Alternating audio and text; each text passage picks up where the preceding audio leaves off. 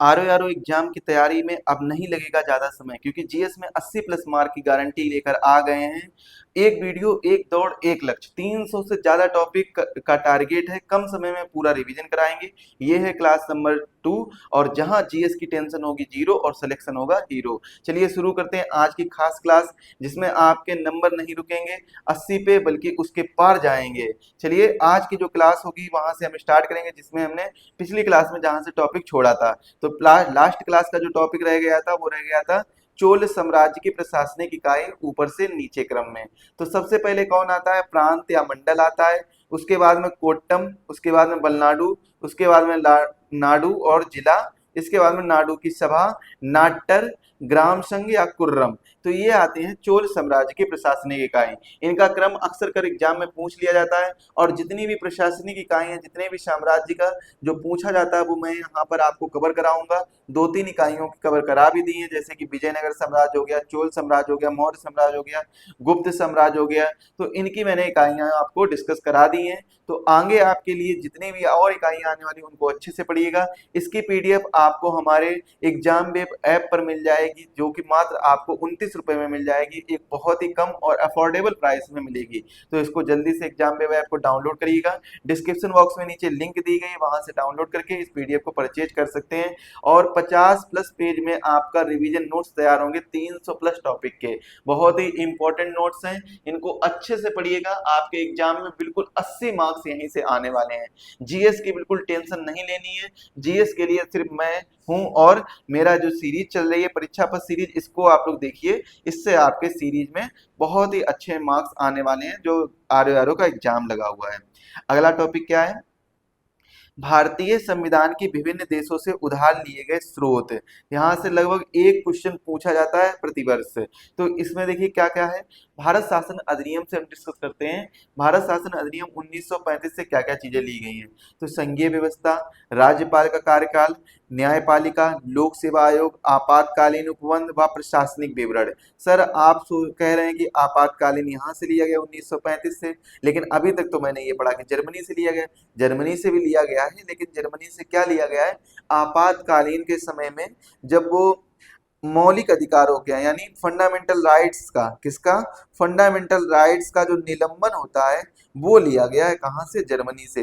लेकिन अगर प्रॉपर आपातकाल की बात करें तो आपातकाल लिया गया है भारत शासन अधिनियम 1935 से। ब्रिटेन के संविधान से देखिए क्या क्या लिया गया है। वृद्धि का शासन, संसदीय व्यवस्था, विधान प्रक्रिया, एकल नागरिकता, मंत्रिमंडल प्रणाली, परमाधिकार लेख, संसदीय विशेषाधिकार और द्विसदनवाद। यदि आपको हमारा पॉलिटी का कंप्लीट लेक्चर देखना है, रिवीजन लेक्चर, तो 3 घंटे में मैंने कवर किया है। डिस्क्रिप्शन बॉक्स में उसकी भी लिंक मिल जाएगी। 3 घंटे में आपकी पॉलिटी को पूरा कवर किया है, और कल की क्लास में पॉलिटी कवर की थी। इसके बाद में हम एक क्लास एक सब्जेक्ट करके पूरी क्लासें आपको मिल जाएंगी। प्लेलिस्ट की लिंक भी आपको डिस्क्रिप्शन बॉक्स में मिल जाएगी, तो वहां से जाकर आप चेकआउट कर सकते हैं।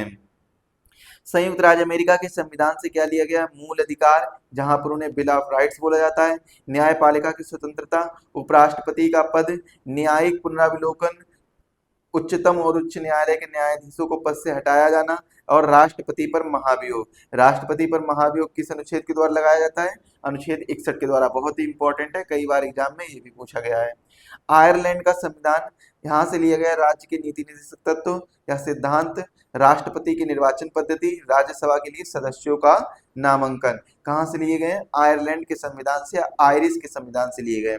कनाडा का संविधान, सशक्त केंद्र के साथ संघीय व्यवस्था, अवशिष्ट शक्तियों का केंद्र में निहित होना, राज्य के राज्यपालों की नियुक्ति, उच्चतम न्यायालय का परामर्शी न्यायालय का निर्णय होना। ऑस्ट्रेलिया के संविधान से समवर्ती सूची, व्यापार एवं वाणिज्य और समागम को स्वतंत्रता, संसद के दोनों सदनों की संयुक्त बैठक। संसद के दोनों सदनों की संयुक्त बैठक। और क्या लिया गया है? और लिया गया प्रस्तावना की भाषा। प्रस्तावना की भाषा। प्रस्तावना की जो भाषा है वो कहाँ से ली गई है? वो सर ऑस्ट्रेलिया के संविधान से ली गई है। वैसे तो प्रस्तावना अमेरिका के संविधान से ली गई है, लेकिन उसकी जो भाषा है वो ऑस्ट्रेलिया के संविधान से ली गई। ये चीज याद रखिएगा। जर्मनी के संविधान से आपातकाल के समय मूल अधिकारों का निलंबन होना या स्थगन होना, ये जर्मनी के संविधान से लिया गया है। रूस के संविधान से मूल कर्तव्य प्रस्तावना में न्याय, न्याय किस प्रकार का? सामाजिक न्याय, आर्थिक न्याय और राजनीतिक न्याय का आदर्श लिया गया है प्रस्तावना में। फ्रांस के संविधान से गणतंत्रात्मक और प्रस्तावना में स्वतंत्रता, समता और बंधुता के आदर्श लिए गए हैं। दक्षिण अफ्रीका के संविधान, संविधान में संशोधन की प्रक्रिया, राज्यसभा के सदस्यों का निर्वाचन, जापान के संविधान से लिया गया विधि द्वारा स्थापित प्रक्रिया। इसके बाद में अफ्रीका के 5 बड़े पर्वत को हम अवरोही क्रम में जानेंगे। तो सबसे पहला पर्वत आता है माउंट किलिमंजारो, तंजानिया में पड़ता है 5,895 मीटर। माउंट केन्या जो कि केन्या में पड़ता है 5,199 मीटर। माउंट स्टेनली युगांडा और कांगो लोकतांत्रिक गणराज्य 5,109 मीटर। माउंट स्पीके युगांडा में पड़ता है 4,890 मीटर। माउंट बेकर ये भी युगांडा में पड़ता है 4,844 मीटर। भारत के प्राकृतिक विश्व धरोहर स्थल देखिए कौन कौन से हैं। काजीरंगा राष्ट्रीय उद्यान कहाँ पर पड़ता है? असम में। मानस वन्यजीव अभयारण्य असम में। केवलादेव राष्ट्रीय उद्यान भरतपुर राजस्थान में। सुंदरबन राष्ट्रीय उद्यान पश्चिम बंगाल में। सुंदरबन जो है वो क्या है? सुंदरबन सुंदरबन विश्व का सबसे बड़ा डेल्टा है। सुंदरबन का डेल्टा जो है वो कैसा है? विश्व का सबसे बड़ा डेल्टा है, विश्व का सबसे बड़ा। तो ये चीज आप लोग याद रखिएगा। विश्व का सबसे बड़ा डेल्टा कौन सा है? सुंदरबन डेल्टा है। किन किन नदियों के मिलने से बनता है? गंगा और ब्रह्मपुत्र। वैसे तो क्या है, गंगा और ब्रह्मपुत्र ही याद रखिएगा, लेकिन जब बांग्लादेश में जाकर ये अपना नाम चेंज कर लेती हैं तो इसके बाद में कहीं कहीं ऑप्शन में वो भी आ जाता है। यानी मेघना नदी भी नाम इसका हो जाता है जब गंगा और ब्रह्मपुत्र यानी पद्मा नदी और जमुना नदी आपस में मिलती है। जमुना किसका नाम हो जाता है? ब्रह्मपुत्र नदी का नाम हो जाता है। तब जब ये आपस में मिलती है तब इसका नाम मेघना हो जाता है। तो गंगा और ब्रह्मपुत्र से नदी से बनता है सुंदरबन का डेल्टा, जो कि विश्व का सबसे बड़ा डेल्टा है। इस चीज का याद रखेंगे। नंदा देवी फूलों की घाटी है, और फूलों की घाटी ये उत्तराखंड में पड़ता है। नंदा देवी पर्वत श्रृंखला भी है जो भारत की पर्वत श्रृंखला है, उत्तराखंड में पड़ती है। याद रखिएगा, कई बार एग्जाम में पूछा जा चुका है। पश्चिमी घाट केरल, तमिलनाडु, कर्नाटक, गोवा, महाराष्ट्र और गुजरात, ये हमारा पश्चिमी घाट पड़ता है। जिस प्रकार से ऐसे मैप होता है इंडिया का, तो इस तरफ वाला जो होता है वो पश्चिमी घाट होता है और इस तरफ वाला होता है जो वो क्या होता है? पूर्वी घाट होता है। याद रखिएगा, घाट और तट में मैंने आपको अंतर समझाया था पिछली क्लास में, उसको आप लोग जरूर देखिएगा। देखिए एक बार मैं फिर से बता रहा हूँ। जैसे कि ये जो बिल्कुल किनारी लाइन होती है इसको हम बोलते हैं तट बोलते हैं। इसको क्या सर क्या बोलते हैं? इसको तट बोलते हैं। लेकिन यहाँ पर जब इसके जस्ट लगा हुआ सटा हुआ जो पर्वत श्रृंखलाएं होती हैं, ऐसी पर्वत श्रृंखलाएं होती हैं, इनको क्या बोलते हैं? इनको सर हम घाट बोलते हैं। क्या बोलते हैं? घाट बोलते हैं। तो घाट और तट में आपको मतलब समझ में आ गया होगा। ग्रेट हिमालयन, यहाँ पर हिमालयन कर लीजिए। ग्रेट हिमालयन राष्ट्रीय उद्यान कहाँ पर पड़ता है? हिमाचल प्रदेश में पड़ता है। भारत के प्रमुख कोयला क्षेत्र कौन कौन से हैं? पश्चिम बंगाल रानीगंज भारत का सबसे पुराना कोयला क्षेत्र है। झारखंड जो कि झरिया में पड़ता है, सबसे बड़ा कोयला क्षेत्र है। और यहाँ पर झारखंड में और कौन कौन से पड़ते हैं? बोकारो, धनबाद, गिरिडीह, करणपुरा, रामगढ़, डाल्टनगंज, ये सब कहाँ पर पड़ते हैं? झारखंड में। उड़ीसा में देखिए तालचेर, हिमगिरी, रामपुर। आंध्र प्रदेश में कांतापल्ली, तेलंगाना में सिंगरेनी, छत्तीसगढ़ में कोरबा, विश्रामपुर, सोनहत और झिलमिल। कीट भक्षी पौधे के बारे में जान लेते हैं। तो कीट भक्षी पौधे में नाइट्रोजन की अनुपस्थिति होती है। अनुपस्थिति किसकी होती है? नाइट्रोजन की अनुपस्थिति होती है। और अपनी नाइट्रोजन कमी पूर्ण करने के लिए ये कीटों को अपनी सुगंध से आकर्षित कर उनका भक्षण करते हैं। जैसे कुछ नाम देखिए, पिचर प्लांट यानी नेपिथिन्स, पिचर प्लांट भी जिसे बोलते हैं, ड्रोसेरा जिसे संड्यूज बोलते हैं, डायनोइया और सेरोसेनिया, यूट्रेकुलेरिया जिसे ब्लैडर वर्ट बोलते हैं। तो ये नाम आप लोग याद रख लीजिएगा, कीट बच्ची पौधे से कभी कभी नाम पूछ लिया जाता है। अगला क्वेश्चन है आंग्ल मैसूर युद्ध। तो आंग्ल मैसूर युद्ध इंपॉर्टेंट है और इनसे संबंधित कुछ संधियां भी इंपॉर्टेंट है, उनके बारे में भी हम चर्चा करेंगे। तो पहला आंग्ल मैसूर युद्ध कब हुआ था? 1767 से 1769 के बीच में। मद्रास की संधि इसमें हुई थी। हैदर अली और अंग्रेज गवर्नर बैरलस्ट के बीच में ये युद्ध छिड़ा हुआ था, और जिसमें अंग्रेजों की क्या होती है? अंग्रेजों की हार होती है। द्वितीय आंग्ल आंग्ल मैसूर युद्ध 1780 से 84 के बीच में हुआ था। इसमें मंगलौर की संधि होती है। हैदर अली और अंग्रेज बारेन हेस्टिंग्स के बीच में हुआ था। हैदर अली और बारेन हेस्टिंग्स के बीच में। तृतीय आंग्ल मैसूर युद्ध श्रीरंगपट्टनम की संधि होती है 1790 से 1792 ईस्वी में। टीपू सुल्तान और अंग्रेज लॉर्ड कॉर्नवालिस के बीच में ये हुआ था और संधि के द्वारा लड़ाई समाप्त हुई थी। चतुर्थ आंग्ल मैसूर युद्ध कब होता है? 1797 से 1799, और इसमें टीपू सुल्तान और लॉर्ड बेलिजली के बीच में ये युद्ध हुआ था और टीपू की हार हुई थी। और इसी के बाद में क्या हुआ था, चतुर्थ आंग्ल मैसूर युद्ध के बाद में जो मैसूर शक्ति का वो पतन हो जाता है। इसके बाद में हम संविधान की अनुसूचियां देखते हैं। पहली अनुसूची में किसके बारे में चर्चा किया गया है, देश और 28 राज्यों का उल्लेख देखने को मिलता है। दूसरी अनुसूची क्या है, वेतन एवं भत्ते और पेंशन से संबंधित है। तीसरी अनुसूची शपथ संबंधित है। और चौथी अनुसूची राज्यसभा की सीटें से संबंधित है। पांचवी अनुसूची अनुसूचित जाति और जनजाति क्षेत्रों के प्रशासन का उल्लेख किया गया है। छठी अनुसूची में असम, त्रिपुरा, मेघालय, मिजोरम का जनजातीय जो प्रशासन है, यानी कैसे याद करेंगे आप लोग, ऐसे याद कर लीजिए एटीएमएम, असम, त्रिपुरा, मेघालय, मिजोरम, एटीएमएम, एटीएम में गए, एटीएमएम, असम, असम, त्रिपुरा, मेघालय, मिजोरम। सातवीं अनुसूची में शक्ति यानी सूची का सूचियां दी गई हैं, जिसमें केंद्र सूची, राज्य सूची और समवर्ती सूची आती है। आठवीं अनुसूची में 22 भाषाएं दी गई हैं। मूल संविधान में कितनी भाषाएं थी, 14 भाषाएं थी। 8 भाषाएं संविधान संशोधन, 3 संशोधन के माध्यम से जोड़ी गई हैं, जो मैं आगे डिस्कस करूंगा। आपको कौन कौन से 3 संशोधन है जिसमें 8 भाषाएं जोड़ी गई। पहले संशोधन में 1 भाषा जोड़ी गई थी, दूसरे संशोधन में 3 भाषाएं जोड़ी गई थी और तीसरे संशोधन में 4 भाषाएं जोड़ी गई थी। अब वो सभी संशोधन हम देखेंगे, आगे के टॉपिक में डिस्कस करेंगे, एक टॉपिक आएगा आपका। इसके बाद में 9वीं अनुसूची में देखिए भूमि सुधार संबंधित है, जो कि पहले संविधान संशोधन 1951 के तहत जोड़ा गया था। 10वीं अनुसूची दल बदल यानी एंटी डिफेक्शन लॉ से संबंधित है, 52nd कॉन्स्टिट्यूशनल अमेंडमेंट एक्ट 1985 में जोड़ा गया था। जबकि 11वीं अनुसूची को 73वें संविधान संशोधन और 12वीं अनुसूची को 74वें संविधान संशोधन 1992, मतलब दोनों संविधान संशोधन 1992 में हुए थे, 73 और 74, जिसमें जोड़ी गई थी 11वीं और 12वीं अनुसूची। 11वीं अनुसूची में पंचायतों का प्रावधान है और 12वीं सूची में नगर निकायों या म्यूनिसिपैलिटीज का प्रावधान है। इसके बाद में अगला टॉपिक है पर्यावरण शब्दावली से संबंधित कुछ वैज्ञानिक है, उनके नाम याद कर लीजिए। जैव विविधता, इनसे संबंधित कौन है, W Rosen ji. Ecosystem, A Tansley ji. Ecology, Ernest Haeckel. Monoclimax theory, monoclimax theory किसने दी है, एफ फैकलमेंट्स ने। इसके बाद में hot spot, Norman Myers. Hot spot का बात जो है, हॉट स्पॉट शब्द है वो किसने दिया है, नॉर्मन मायर्स ने दिया है। इसके बाद में हम महत्वपूर्ण अभिलेख देखते हैं। महत्वपूर्ण अभिलेख में जो सबसे पहला अभिलेख आता है, कई बार एग्जाम में पूछा गया है, हाथी गुम्फा का अभिलेख किसके द्वारा आया है, कलिंग राजा खारवेल का अभिलेख है। जूनागढ़ रुद्रदामन, जो कि अभिलेख पड़ता है गिरनार में। गिरनार, गिरनार की पहाड़ियां कहाँ पर हैं, आपको पता होगा। जैसे इस प्रकार से ये हमारा इंडिया का मैप होता है, इस प्रकार से इंडिया का मैप होता है, तो आप लोग ऐसे मैप बनाते हैं ना, सिंपल सा मैप बना रहे हैं, तो ये क्या है, तो यहाँ पर जो पड़ता है, एक काम करता हूँ, जो मेन जगह है उसी को ही ड्रॉ कर देता हूँ। जैसे ये गुजरात वाला पोर्शन ऐसे पड़ता है, ऐसे ऐसे, तो यहाँ पर आपको क्या मिलेंगी, गिरनार की पहाड़ियां मिलेंगी, गिरनार हिल्स या गिर हिल्स यहाँ पर मिलेंगी। और इसी जगह पर आपको एक नेशनल पार्क मिलेगा, जिसका नाम क्या है, गिर नेशनल पार्क है। कौन सा नेशनल पार्क, गिर नेशनल पार्क, जो कि कहाँ पर स्थित है, सर जब गिरनार की पहाड़ियां और गिर की पहाड़ियां, गिर रेंजेस गुजरात में स्थित हैं, तो गुजरात में ही क्या होगा, गिर नेशनल पार्क होगा। तो इस चीज का भी आप लोग याद रखेंगे। तो जूनागढ़ कहाँ पर, वहीं पर स्थित है, जूनागढ़ भी गुजरात में ही पड़ता है। तो जूनागढ़ रुद्रदामन का अभिलेख जो है वो कहाँ पर है, गिरनार में है। इसके बाद में नासिक अभिलेख, गौतमी बलसिरी। इसके बाद में यहाँ पर देखिए जूनागढ़ अभिलेख जो गिरनार में पड़ता है, ये किसका, किसके द्वारा है, रुद्रदामन का है। रुद्रदामन यहाँ के शासक थे।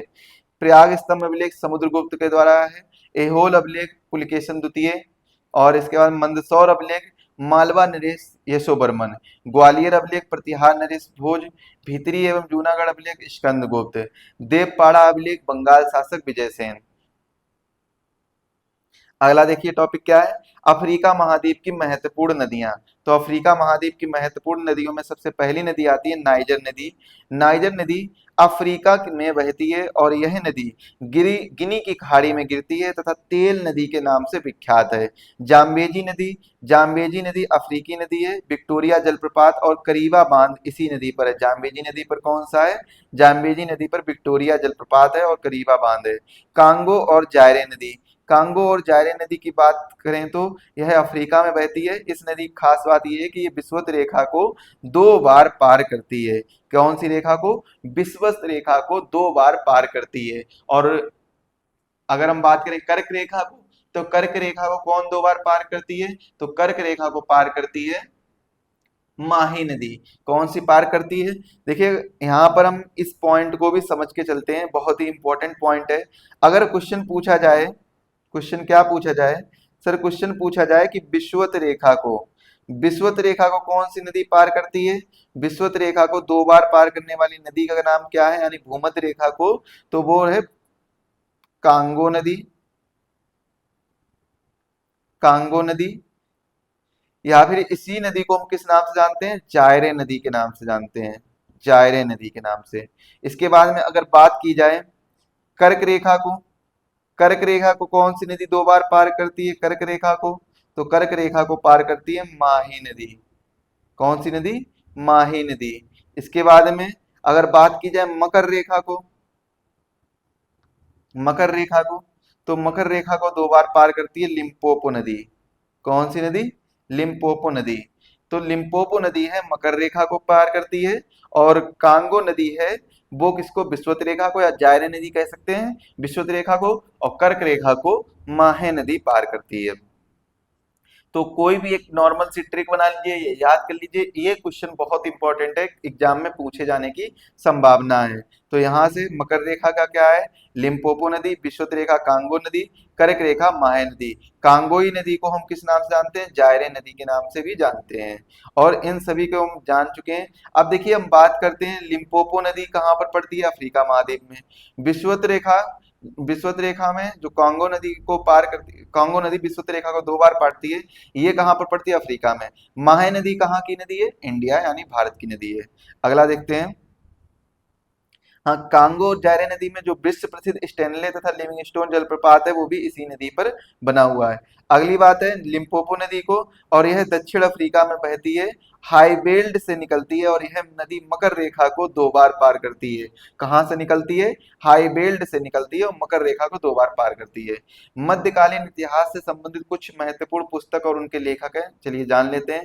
ताज मसीर हसन निजामी उल, तबकात नासिरी मिजानुद्दीन सिराजे।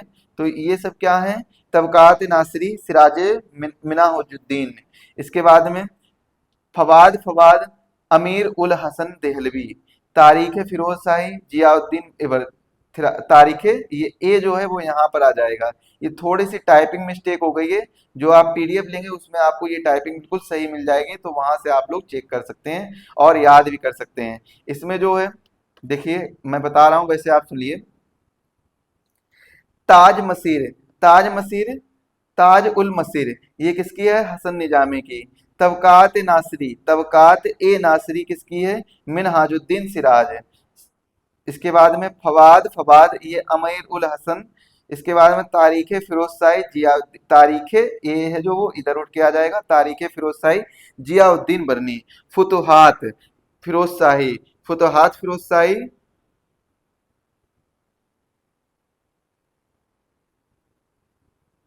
चलिए देखते हैं। फुतुहात फिरोज शाही, फिरोज शाह तुगलक, फुतुह फुतहुसलातीन अब्दुल मलिक इशामी उस। तो ये आप लोग याद रख लीजिए, फुतहुसलातीन, ये नाम जो हैं, और जो मध्यकालीन इतिहास की अत्यधिक महत्वपूर्ण पुस्तकें और उनके लेखक हैं, इनके नाम आप लोग एक बार याद करिएगा, बहुत ही इंपॉर्टेंट है और कई बार एग्जाम में पूछे भी जा चुके हैं। जो आप पीडीएफ लेंगे उसमें आपको बिल्कुल क्लियर डाटा दे दिया जाएगा, बिल्कुल सही सही लिखा हुआ मिल जाएगा। चलिए आगे देखते हैं। गरीबी मापन की समितियां। तो गरीबी मापन में एक समिति थी, अलग समिति, पोषक तत्व के आधार पर गरीबी मापन किया गया था। इसमें न्यूट्रिशन वैल्यू कितनी बताई थी? 2400 किलो कैलोरी ग्रामीण क्षेत्र के लिए, 2100 किलो कैलोरी शहरी क्षेत्र के लिए। तो ये बताई थी अलग समिति ने, जो कि 1979 में आई थी। इंपॉर्टेंट ये है कि इन्होंने किस प्रकार से मापन किया था और कितना उनका पैरामीटर रखा था, और कौन सी समिति किस वर्ष आई थी, बस इतना ही याद करना है। लकड़वाला समिति 1993 में, इसने अपनी रिपोर्ट में राज्य विशिष्ट गरीबी रेखाएं बनाई जाती है। जानी चाहिए और इन्हें शहरी क्षेत्रों में सीपीआई आईडब्ल्यू तथा ग्रामीण क्षेत्रों में सीपीआई एएल का उपयोग करते हुए अद्यतन किया जाना चाहिए। तेंदुलकर समिति 2009 में आई थी। शहरी क्षेत्र में रह रहे परिवारों के लिए गरीबी रेखा को 1,000 रुपया और प्रति व्यक्ति माह और ग्रामीण परिवारों के लिए 816 रुपये निर्धारित किया गया था। रंगराजन समिति 2014 में आई थी। अखिल भारतीय स्तर पर ग्रामीण क्षेत्र में 972 रुपये प्रति माह और यानी 32 रुपये प्रतिदिन और शहरी क्षेत्र में 1407 रुपये प्रति माह यानी 47 रुपये प्रतिदिन निर्धारित किया गया था रंगराजन समिति ने। मतलब इससे अगर कोई कम कमाता है तो वो क्या है, वो गरीबी रेखा के नीचे आ जाएगा। अगला देखिए टॉपिक क्या है, किसान सभा आंदोलन। तो किसान सभा आंदोलन के बारे में जाने थे। अवध किसान सभा ये कब हुई थी? 1920 में। कहां पर? प्रतापगढ़ में। स्थापना किसके द्वारा की जाती है? बाबा रामचंद्र व जवाहर नेहरू संयुक्त प्रांत किसान सभा। ये कहां पर है? लखनऊ में। संयुक्त, ये जो दूसरी है यहाँ से दूसरी है। संयुक्त प्रांत किसान सभा कहां पर है? लखनऊ में, उत्तर प्रदेश में पड़ती है। 1918 में इसकी स्थापना की गई है। इसके बाद में इंद्र नारायण द्विवेदी, मदन मोहन मालवीय और गौरी शंकर मिश्र इसके संस्थापक हैं। किसके? संयुक्त प्रांत किसान सभा के कौन है संस्थापक? मदन मोहन मालवीय, गौरी शंकर मिश्र और इंद्र नारायण द्विवेदी। ये किसान सभा के जो संयुक्त प्रांत किसान सभा है, ये आपके क्या है? संस्थापक रहने वाले हैं।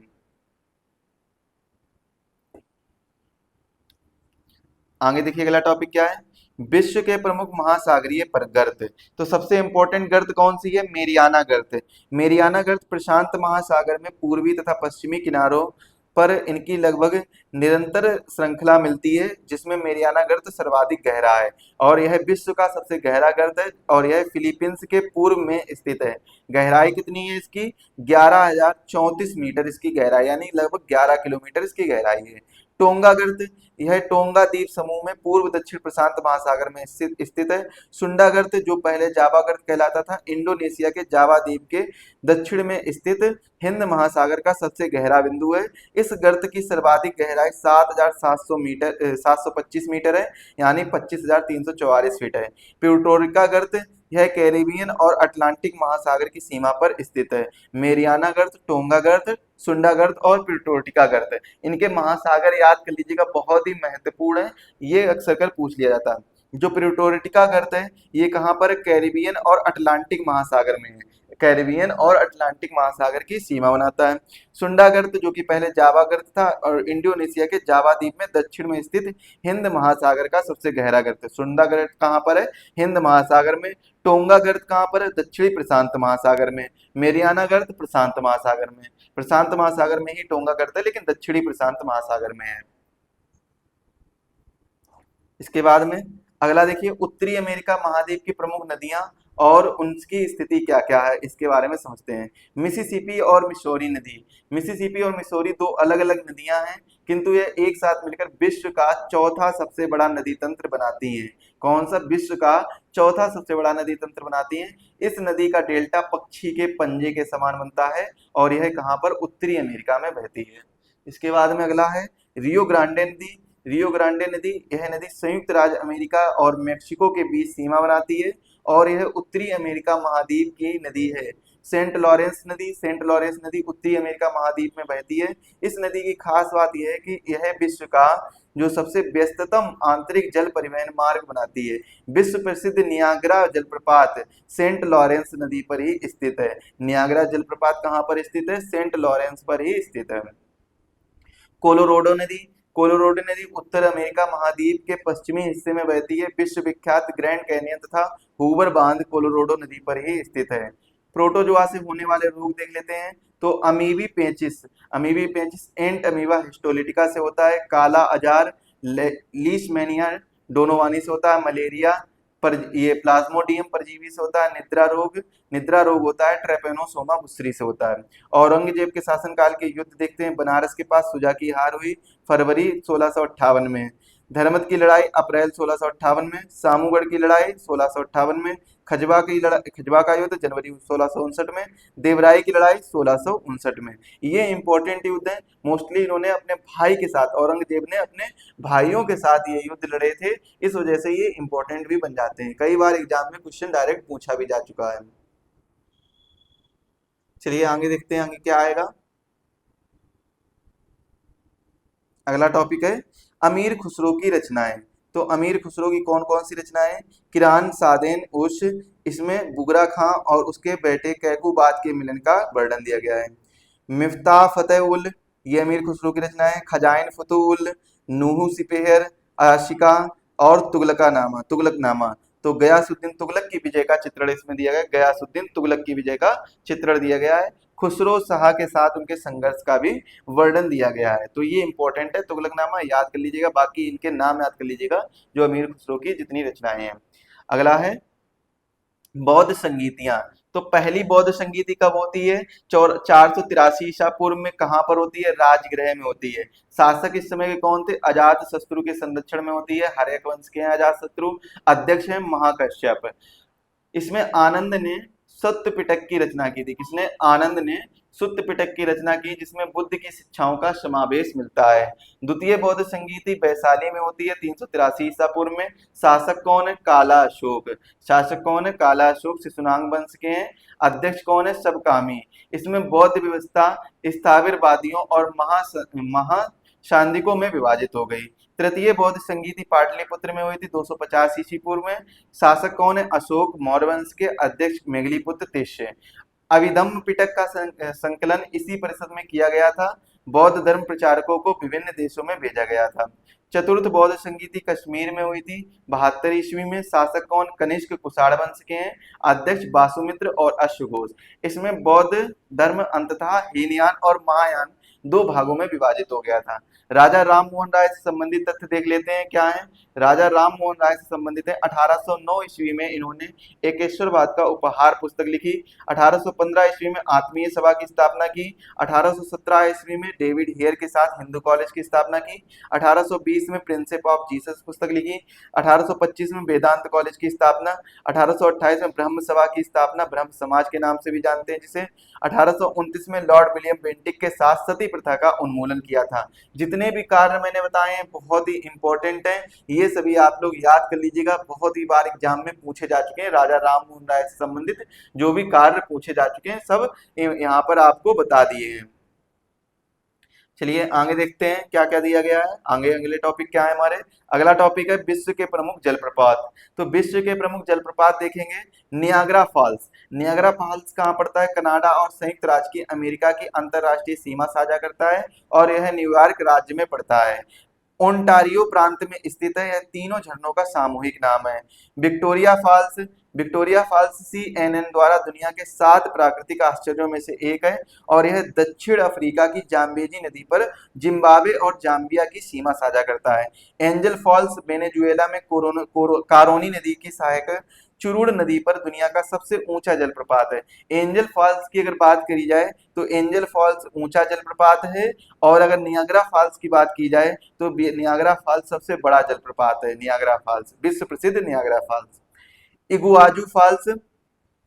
इगुआजू फॉल्स क्या है? इगुआजू फॉल्स है अर्जेंटीना और ब्राजील के बीच की सीमा बनाता है और यह दुनिया का सबसे बड़ा झरना सिस्टम है। दुनिया का सबसे बड़ा झरना सिस्टम कौन सा है? इगुआजू फॉल्स है। ग्वाड्रा जलप्रपात, यह गुआरा फॉल्स इसे कहते हैं, पैराग्वे और ब्राजील की सीमा पर पराना नदी पर और विशाल झरनों की एक श्रृंखला बनाता है। इसके बाद में अगला देखिए टॉपिक क्या है? पादप हार्मोन और उनके कार्य। पादप हार्मोन और उनके कार्य देखते हैं। ऑक्सिन कोशिकाओं की लंबाई में वृद्धि करता है और कोशिका विभाजन में पौधों की गतियों पर नियंत्रण करता है। पत्तियों को गिरने से रोकता है। बीज रहित फलों के उत्पादन में सहायता प्रदान करता है। जिब्रेलिन बीजों के शीघ्र अंकुरण में सहायता करता है। बौने पौधे की लंबाई में वृद्धि, पौधों की पत्तियों को चौड़ी करने में सहायता करता है।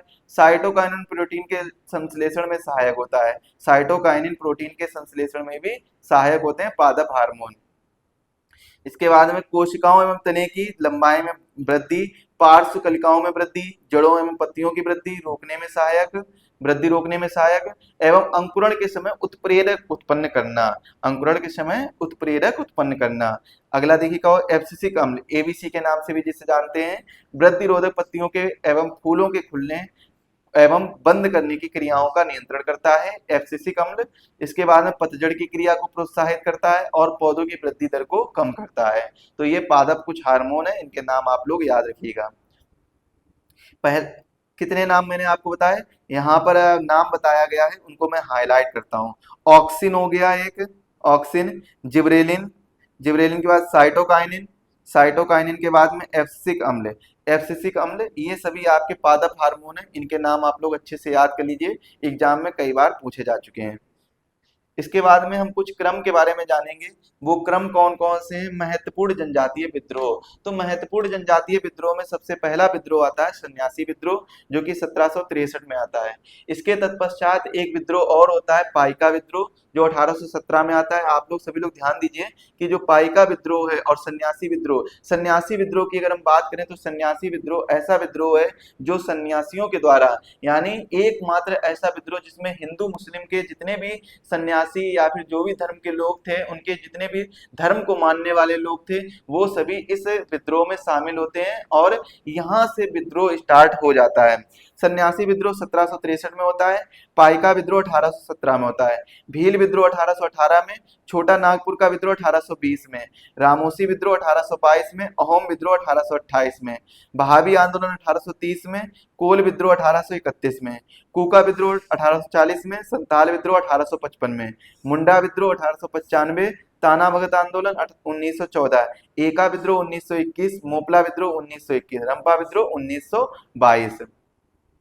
इसके बाद में अब हम कुछ महत्वपूर्ण हार्मोन और उनके संबंधित कार्य को जान लेते हैं, जो कि इंपॉर्टेंट है, एग्जाम में कई बार पूछे जा चुके हैं। एस्ट्रोजन की अगर बात करें, एस्ट्रोजन एक ऐसा हार्मोन होता है जो प्रजनन और मासिक धर्म चक्र और रजोनिवृत्ति, यानी जिसे हम क्या कहते हैं, मेनोपॉज के नाम से जानते हैं, उसके लिए जिम्मेदार होता है। प्रजनन के लिए जिम्मेदार होता है कौन सा? एस्ट्रोजन।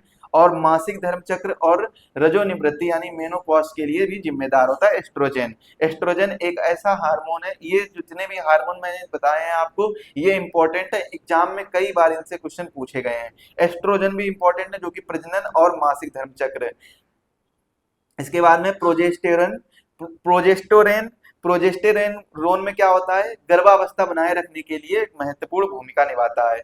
प्रोलैक्टिन, प्रोलैक्टिन में देखिए बच्चे के जन्म के बाद जो स्तनपान कराने के लिए यह हार्मोन महिला में पिट्यूटरी ग्रंथि द्वारा रिलीज होता है, यानी बच्चे के जन्म के बाद जब बच्चों को स्तनपान कराते हैं, स्तनपान कराने के लिए यह हार्मोन पिट्यूटरी ग्रंथ से रिलीज होता है। तो स्तनपान के समय कौन सा ग्रंथि से हार्मोन रिलीज होता है? पिट्यूटरी ग्रंथि से। कौन सा हार्मोन रिलीज होता है? प्रोलैक्टिन हार्मोन रिलीज होता है। तो इसका आप लोग याद रखेंगे, बहुत ही इंपॉर्टेंट है। टेस्टोस्टेरन, टेस्टोस्टेरोन पुरुषों में यह पुरुष प्रजनन ऊतकों को टेस्टिस और प्रोस्टेट के विकास में महत्वपूर्ण भूमिका निभाता है। इंसुलिन की अगर बात करें तो यह ब्लड शुगर के लेवल को कंट्रोल करता है। आगे बात करते हैं पेशवाओं के काल में मराठा। तो पेशवाओं के काल में मराठा का क्या क्या भूमिका है, क्या स्थान रहा था, उनके नामों को एक बार जिक्र कर लेते हैं। कई बार क्रोनोलॉजी यहाँ से पूछ ली जाती है। क्या पूछ ली जाती है? क्रोनोलॉजी पूछ ली जाती है। यहाँ पर थोड़ी सी टाइपिंग मिस्टेक है, बस इधर उधर हो गया है, बाकी आप लोग ध्यान दीजिएगा कि यहाँ पर शायद यूनिकोड हो गया, ये एक यूनिकोड लैंग्वेज में आ गया है। बालाजी विश्वनाथ, बालाजी विश्वनाथ की अगर बात करें तो 1713 ईस्वी से 1720 ईस्वी, बालाजी प्रथम 1720 ईस्वी से 1740 ईस्वी, बालाजी बाजीराव 1740 से 1761 ईस्वी, नाना साहेब पानीपत का तीसरा युद्ध 14 जनवरी 1761 ईस्वी में, इन्हीं के समय में हुआ था, 14 जनवरी 1761 ईस्वी में नाना साहेब के साथ। इसके बाद में माधवराव प्रथम 1761 से 1742 ईस्वी, नारायण राव, नारायण राव 1772 से 1773 ईस्वी, माधव नारायण राव 1774 से 1795 ईस्वी, बाजीराव द्वितीय 1795 से 1818 ईस्वी। तो ये आप लोग जितने भी क्रम बताए हैं इनको याद कर लीजिएगा, कई बार एग्जाम में डायरेक्टली यहाँ से क्वेश्चन पूछा गया है और क्या क्रोनोलॉजी पूछी गई है। सही मिलान में और क्रोनोलॉजी में ये क्वेश्चन पूछ लिए जाते हैं। तो सबसे पहले कौन? बालाजी विश्वनाथ, इसके बाद बाजीराव प्रथम, उसके बाद बालाजी बाजीराव, पहले बालाजी, फिर उसके बाद बाजीराव, फिर उसके बाद बालाजी बाजीराव, इसके बाद माधवराव, इसके बाद नारायण राव, इसके बाद माधव नारायण राव। मतलब पहला नाम याद कर लीजिए, दूसरा नाम याद कर लीजिए, तीसरा नाम ऊपर के दोनों नाम से मिक्स है। इसके बाद माधव राव और नारायण राव, इसके बाद में माधव नारायण राव, मतलब पहला नाम और दूसरा नाम। इसके लास्ट में जो हमारा आएगा 1795 से 1818 बाजीराव द्वितीय। यहाँ से देखिए क्वेश्चन, एक क्वेश्चन पूछे जाने की संभावना है। उत्तरवर्ती मुगल शासक, यहाँ से भी एक क्वेश्चन पूछे जाने की संभावना है, इनका क्रम पूछ लिया जाता है। बहादुर शाह सबसे पहले आए हैं 1207 में, 1712 तक ये रहे, ये बेखबर सहाय के नाम से भी जानते हैं। तो बहादुर शाह, इसके बाद में यहाँ पर 1707 कर लीजिए, 1707, 1707 से 1712। जहांदर शाह 1712 से 1713 लंपट मूर्ख के नाम से जाना जाता है। फरुख सियार 1713 से 1719 घृणित कायर के नाम से जाना जाता है। मोहम्मद शाह 1719 से 1748 रंगीले के नाम से जाना जाता है। अहमद शाह 1748 से 1754, आलमगीर द्वितीय 1754 से 1759, शाह आलम प्रथम 1759 से 1806, अकबर द्वितीय 1806 से 1837, बहादुर शाह जफर 1837 से 1857, और ये अंतिम शासक रहे थे। अकबर के महत्वपूर्ण कार्य, 1562 ईस्वी में दास प्रथा का अंत, 1562 ईस्वी में ही अकबर की हरमदल से मुक्ति, 1563 में तीर्थ यात्रा कर समाप्त, 1564 जजिया कर समाप्त, 1571 फतेहपुर सीकरी की स्थापना, और आगरा से स्थान जो राजधानी है वो फतेहपुर सीकरी बनाई थी। 1575 में इबादत खाने की स्थापना, 1579 में महजर की घोषणा, 1580 में दहसाला प्रणाली लागू जो टोडरमल द्वारा लागू की गई थी, और 1582 में दीन इलाही धर्म की घोषणा, दीन इलाही धर्म की घोषणा की थी 1582 में। प्रमुख बोधिसत्व के बारे में जानते हैं। तो अविलोकितेश्वर, अविलोकितेश्वर कौन है? ये बोधिसत्व हैं। मंजूश्री, ब्रजपाणी, क्षतिगर्भ, मैत्रेय, भावी बोधिसत्व, बोधितश्व, ये नाम याद कर लीजिए। हालांकि इतना इंपॉर्टेंट नहीं, क्वेश्चन नहीं पूछा जाता है इतना, तो आप लोग कोई भी टेंशन लिए बिना इनको एक बार पढ़ लीजिए, बस रिवाइज कर लीजिए। अब हम बात करते हैं वैदिक कालीन प्रशासन से संबंधित है। तो वैदिक कालीन प्रशासन में जो कुलपति होता था वो परिवार का मुखिया कहलाता था। ग्रामणी ग्राम के मुखिया कहते थे। स्पास यानी जासूस या संदेशवाहक, जिसे स्पाई आज के नाम से स्पाई। ब्रजपति, ब्रजपति चार गांवों का अधिकारी। बागुदह राजस्व संग्रहालय, यहाँ पर ये जो है ना साइड में लगा लीजिए। जीवग्रह पुलिस अधिकारी। अच्छुबपा जो लेखपाल को अच्छुबपा कहते थे। अथापति मुख्य न्यायाधीश को अथापति। संग्रहती कोषाध्यक्ष को तक्षण बढ़ई। पलागला संदेशवाहक, और गोम्बी कार्टना वनों और खेलों के रक्षक को गोम्बी कार्टना कहते थे। संविधान के महत्वपूर्ण संशोधन के बारे में जान लेते हैं। 24वां संविधान संशोधन अधिनियम 1971 में हुआ था। संसद को मौलिक अधिकार में संशोधन करने की शक्ति दी गई थी। 61वां संविधान संशोधन 1989 में हुआ था। इसमें जो मतदान की आयु 21 साल से 18 वर्ष कर दी गई थी। 65वां संविधान संशोधन 1990 में हुआ था।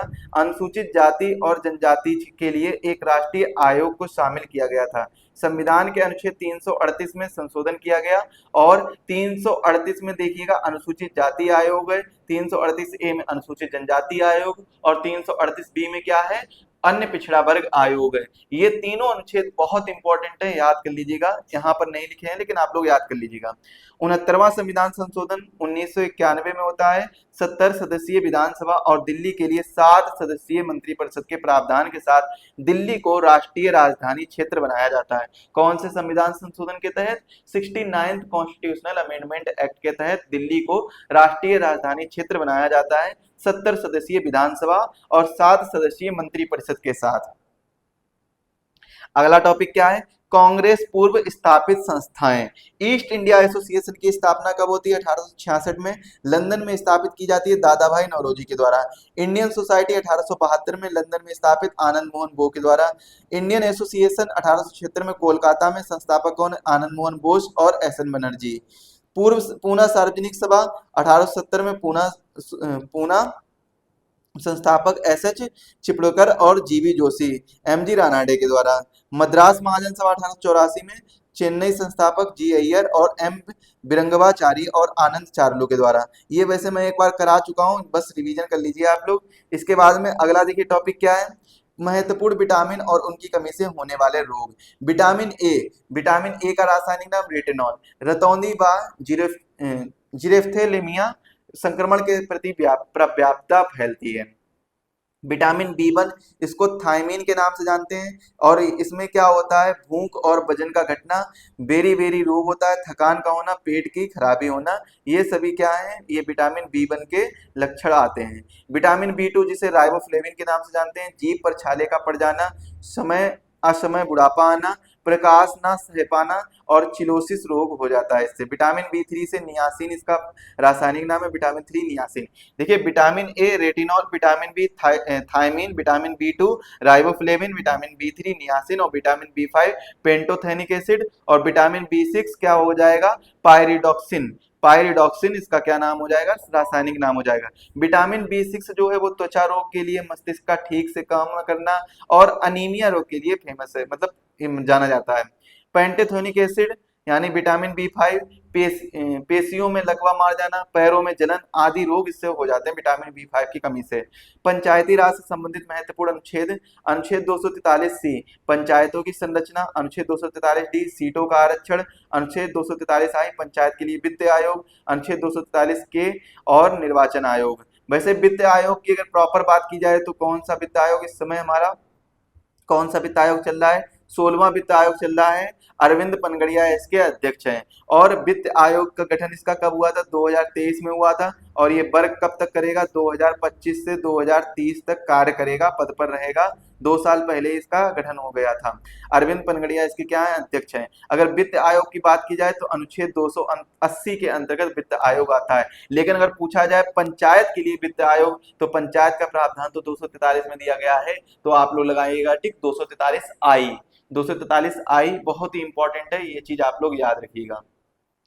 इसके बाद अनुच्छेद 243 जेडी जिला योजना समिति, अनुच्छेद 243 जेड ई महानगरीय योजना समिति।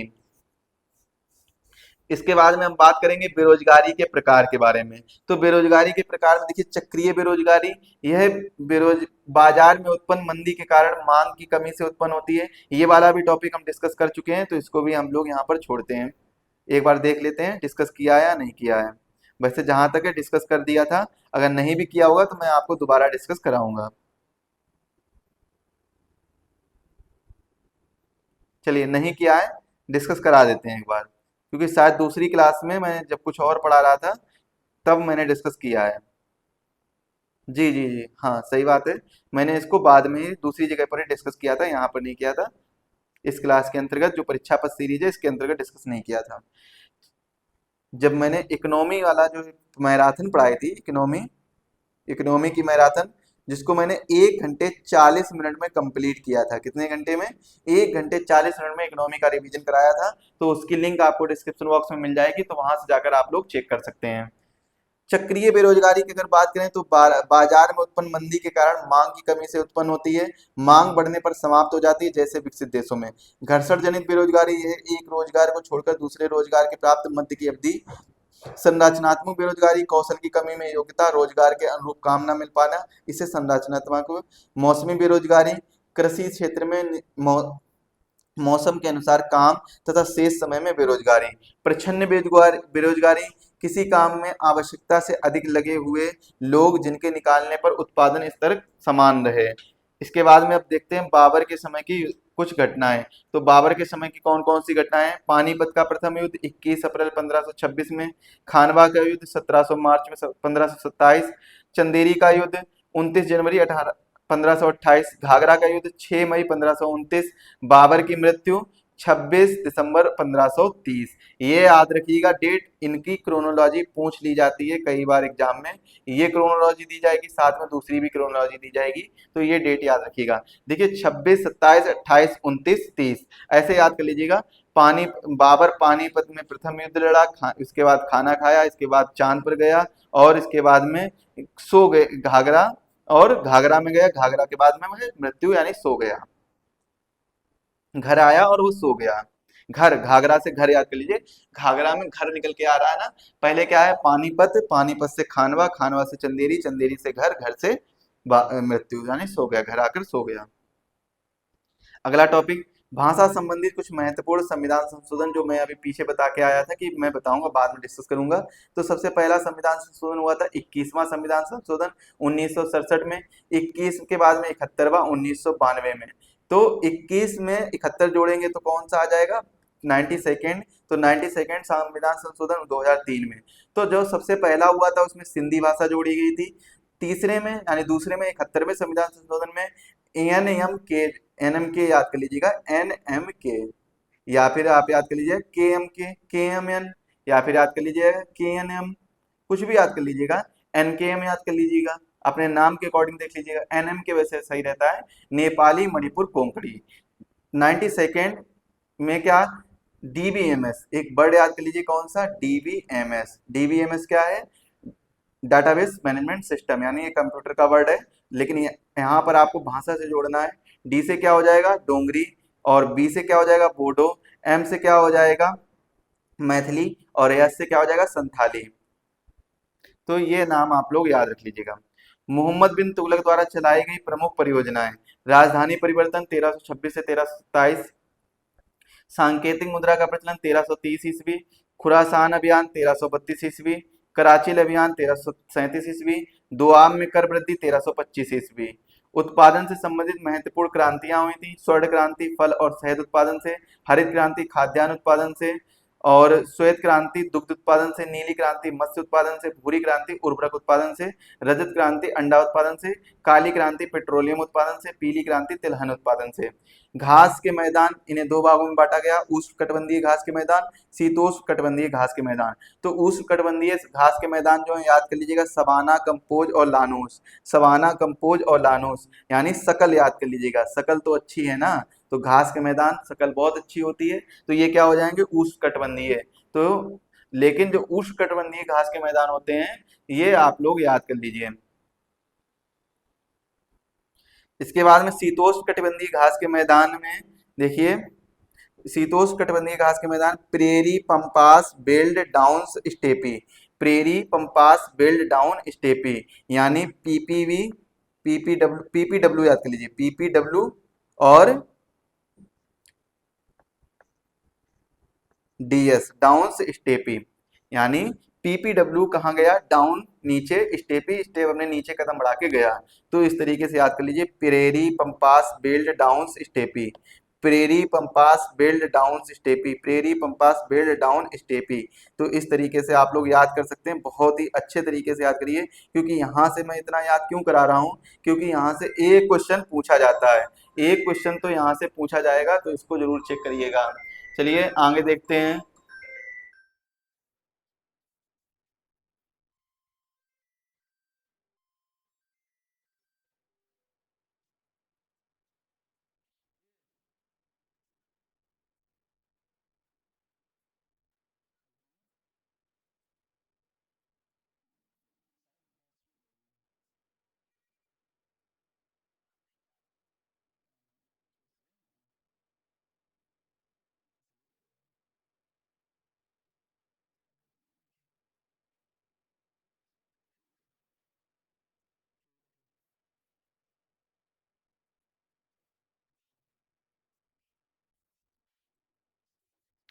माफी चाहते हैं।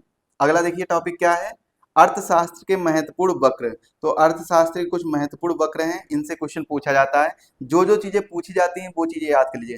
देखिए लॉरेंज वक्र बहुत बार पूछा गया है, धन और आय की विषमता का अध्ययन कराता है। गिनी गुणांक, ये भी कई बार पूछा गया है, और ये किसका, लॉरेंज वक्र द्वारा आय की विषमता की माप को दर्शाता है। गिनी गुणांक जो है वो क्या, माप को दर्शाता है, किसकी माप को, जो लॉरेंज वक्र के द्वारा धन और आय की विषमता है, इसकी जो माप होती है उसको दर्शाता है।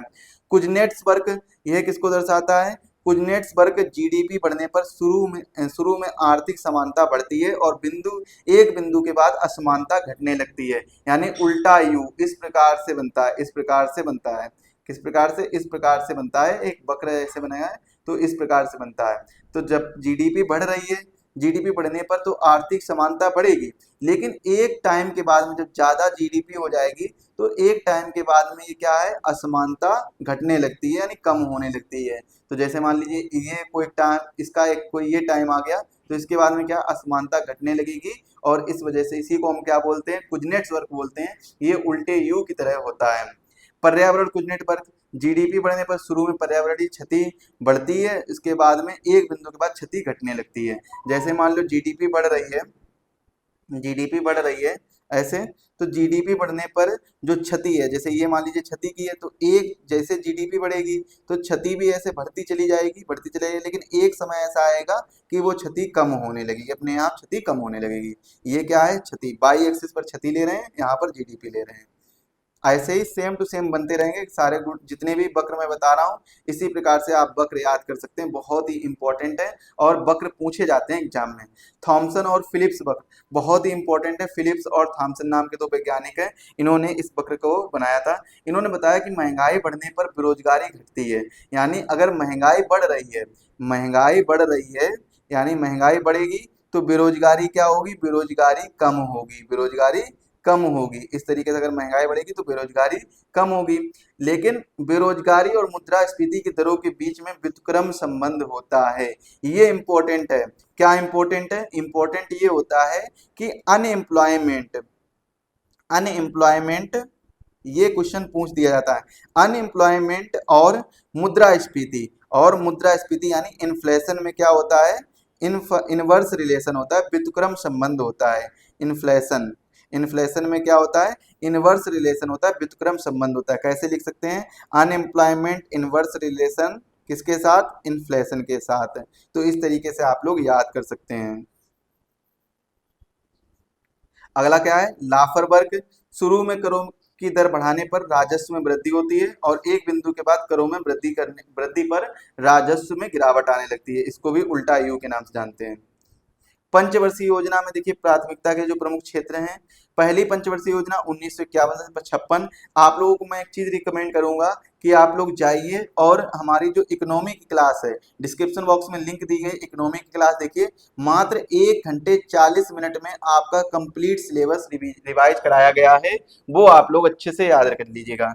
दूसरी पंचवर्षीय योजना 1956 से 61, तीसरी पंचवर्षीय योजना 61 से 66, चौथी पंचवर्षीय योजना 1969 से 74, पांचवी पंचवर्षीय योजना 1974 से 69। यहाँ पर हम वो सभी टॉपिक डिस्कस कर रहे हैं जो मैंने रिवीजन क्लास में नहीं कराए हैं। चलिए आप लोगों को एक चीज बताते हैं, ध्यान से सुनिएगा।